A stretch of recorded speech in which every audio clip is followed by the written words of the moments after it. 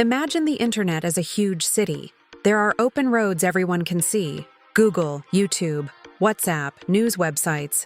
This is what most of us use every day.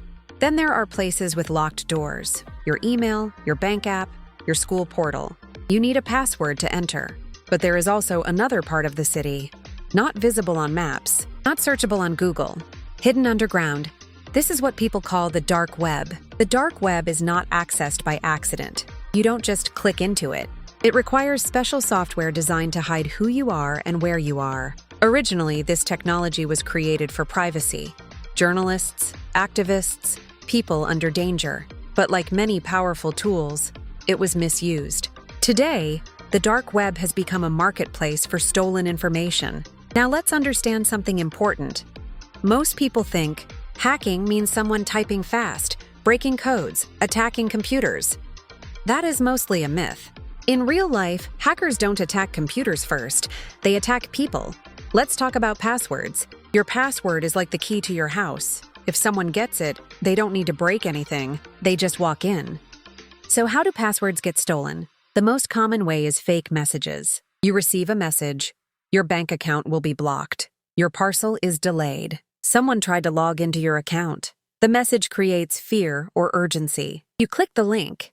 The page looks real. Logo looks real. Everything looks normal. You type your password, and in that moment, it's gone. No alarm, no sound, no warning. Just copied. Another way passwords are stolen is through data breaches. Sometimes you did nothing wrong. A shopping website, hospital, school, travel app, or office system gets hacked. Millions of emails and passwords are copied quietly. Later, these details are sold on the dark web. Your information becomes just another item in a list. There are also apps and games. Some free apps ask for too many permissions. Some cracked apps secretly record what you type. Some games steal login details. Especially dangerous are unknown apps, pirated software, unofficial downloads. They don't announce what they are doing. They just watch silently. Public Wi-Fi is another trap. Free Wi-Fi at airports, cafes, malls, or stations can be fake. When you connect, your data passes through someone else. Passwords can be intercepted. It feels convenient, but it can be risky. So what happens after passwords are stolen? This is where the dark web comes in. On the dark web, stolen data is bought and sold like goods. Email accounts, social media logins, bank access, office credentials, thousands at a time. Your password may be used to steal money, to lock you out, to impersonate you, to scam others using your name. Sometimes hackers don't even use it immediately. They wait. This danger affects everyone. The dark web is dangerous because it turns small human mistakes into large-scale harm. Originally, this technology was created for privacy. Journalists, whistleblowers, people living under oppression needed a way to communicate safely. But over time, criminals learned how to use the same privacy to hide illegal activity. Today, the dark web is known for anonymous marketplaces. On these sites, people don't use names. They don't show faces. They don't meet. They use fake identities, encrypted messages, and digital money. This is how people operate there. Quietly, remotely, and without direct contact. One of the biggest businesses on the dark web is human trafficking. People are trafficked for forced labor, sexual exploitation, illegal migration. Listings may look like coded advertisements, but behind them are real human beings. Buyers and sellers never meet.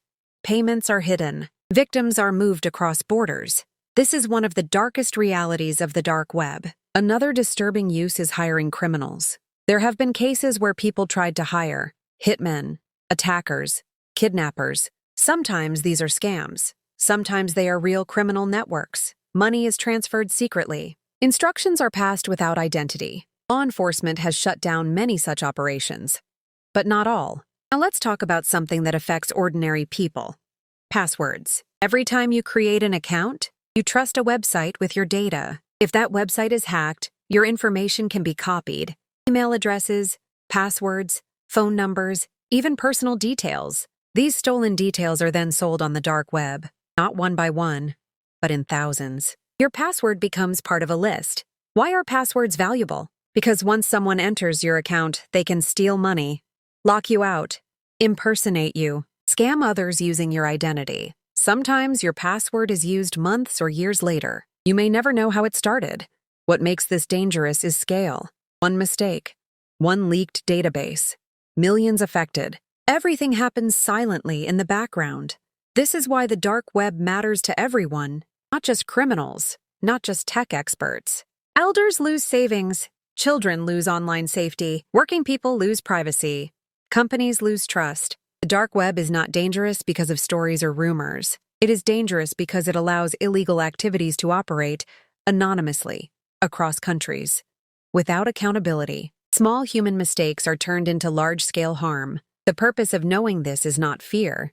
It is awareness. Because awareness changes behavior. Use a different password for every account. This is very important. If one password is stolen, your other accounts should still remain safe. Especially remember this: social media passwords, email passwords, bank and payment app passwords. These should never be the same. Passwords do not have to be impossible to remember, and they should not be common or predictable. Avoid pet names, birthdays alone, or simple words. You can create passwords that are strong but easy to remember by mixing words, symbols, and personal patterns. For example, macaroni, Shidius07, hate holiday. Using capital letters, symbols, and numbers makes them strong, while meaningful words make them easy to remember. Do not trust panic messages. Pause before clicking. Ask someone if unsure. These small habits block big crimes. The dark web survives on silence and ignorance. Understanding how it works is the first step to staying safe. A few years ago, investigators uncovered a dark web network that was selling access to live abuse of children. People from different countries logged in anonymously. They never met. They never used real names. Money was transferred digitally. Victims were treated like products. Everything happened quietly, behind screens. The most disturbing part was not technology. It was how ordinary people participated from their homes, believing they would never be traced. Eventually, international agencies worked together. Servers were seized.